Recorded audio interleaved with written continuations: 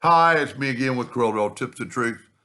Just a few minutes ago, I made this video, and in that video, I stated that I kind of remember doing something different. Instead of, if you didn't watch part one, I laid out lines. Don't have to do that. I am going to use a guide, and I'm going to take a 2-point line, and I'm going to go from there to there. Now I'm actually going to go to this end and start this end. And then I'm going to nudge one of those out of the way, and I'm going to get rid of my box. But you can see these two lines are joined. Corel Draw does that. They join those lines that you put together. I'm going to turn that to a curve. I'm going to break the part, but you still need to, I would select it all, go up to Object, and break the curve apart. Now, this is what's the fascinating thing. All I have to do now is go hit apply. And I did that exact same thing in a tenth of the time.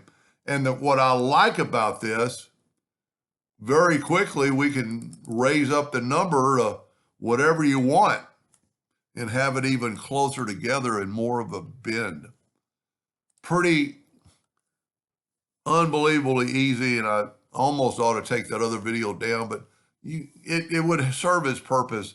But then to do this, I would go to Object and break the blend apart, as always, and then Control G, Control D to duplicate it, and then I'm going to mirror it and then bring that node. And if you hit it right the first time that I didn't, you can go Control D again and mirror it just like I did in the first video.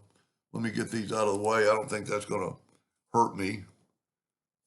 Control D and move it. Well, no, it didn't work. So then what I'm going to do is Control G to group that, Control D, and just mirror it, and then move that down to there. And then I could go Control D and mirror it, and you could go as far as you wanted. I'm a little bit off right there. I can see some lines. So I jiggled something or didn't hit it perfect. But that's a outstandingly quick way to do it. And let's look at it in yellow and then bring in our black box. And this time I've got a little bit tighter weave and a pretty cool effect. And, let's just say, let's go, let's select them all and go to ungroup. Not ungroup all, just ungroup. And then let's make one of them red. Let's leave one of them yellow, make one of them blue. Let's make one of them green. I'm just hitting the right mouse button. Purple. I'm running out of colors.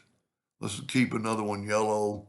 Go that dark blue, and maybe that turquoise. Pretty cool effect. Anyway, hope that gave you an idea or two, and thank you for watching.